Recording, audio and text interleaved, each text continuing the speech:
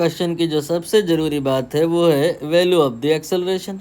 एक बार जो अगर आप ध्यानपूर्वक देखो तो एक्सेलरेशन लिखा हुआ है 0.4 I cap then 0.3 then T then J cap. I think something कुछ मैंने गलत कर दिया है, वो ये कि मैंने टी एक्स्ट्रा में लिख दिया है। जो अगर ऐसा ही लिखा होता असलियत में तो फिर एक्सेलरेशन जो है ना वो मतलब टाइम के साथ चेंज हो रहा है। जो अगर एक्सेलरेशन बार बार बदल रहा है तो उसे हम कांस्टेंट नहीं कहेंगे, एक्सेलरेशन वेरिएबल की कैटेगरी में आ गया। और जो एक्सेलरेशन अगर वेरिएबल है तो फिर क्वेश्चन थोड़ा कॉम्प्लेक्स हो जाएगा, क्योंकि वेक्टर यहाँ पहले से ही है, डिफरेंशिएशन और कैलकुलस वो सब बाद में और लगानी पड़ जाएगी। इतना का नीट वाले बच्चों से होना है बेचारा जुल्म हो जाएगा। आप इसीलिए पाओगे क्योंकि जितने भी क्वेश्चन होंगे सब में कहीं भी टी नहीं आएगा। इस मिजाज के जितने भी क्वेश्चन होंगे सब में acceleration definitely will be constant. तो acceleration here we have written that is a 0.4 I cap then 0.3 J cap, nowhere here is T, so acceleration we can say it is constant।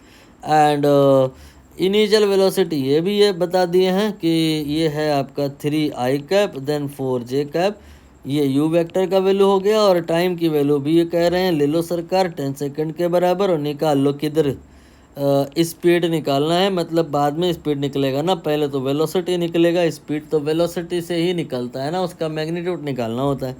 अभी हमें यहाँ कुल मिला के 4 लोग हैं जिन्हें रिलेट करना है, वी है और यू है और ए है और टी है। 2-3 बार बोल लो, वी बोल लो, यू बोल लो, ए बोल लो, टी बोल लो। जब 2-3 बार बोलोगे तो इनके बीच में कनेक्टिंग इक्वेशन ध्यान में आ जाएगी। वी बराबर यू प्लस ए टी होता है। वी और यू और ए में हम वेक्टर मार्क कर लेंगे because these are vector quantities.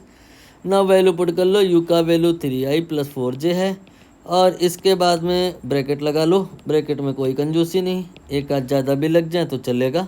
ये 0.4 then i cap then 0.3 j cap, ये तो एक्सेलरेशन का वैल्यू है और टाइम का वैल्यू ये 10 है।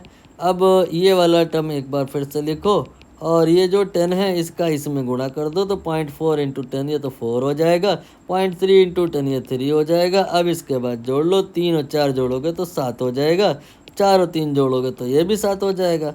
तो इधर जो हमने निकाला ये तो वेलोसिटी निकाल आया है। अभी लेकिन अपने को स्पीड निकालना है, मतलब हमको इसी का क्या चाहिए, मैग्नीट्यूड चाहिए। अभी किसी वेक्टर का मैग्नीट्यूड निकालने का होता है, क्या होता है, तरीका होता है, अंडर रूट में कर देते हैं, ये वो कर देते हैं। लेकिन यहाँ शॉर्टकट लगा लो कि जो दोनों वेक्टर कंपोनेंट यानी कि यहाँ और यहाँ इक्वल लिखा हो तो फिर हम ऐसा करते हैं कि यही जो लिखा है लिख लेते हैं और इसमें √2 से गुणा कर देते हैं। यही आपका फाइनल आंसर हो जाता है।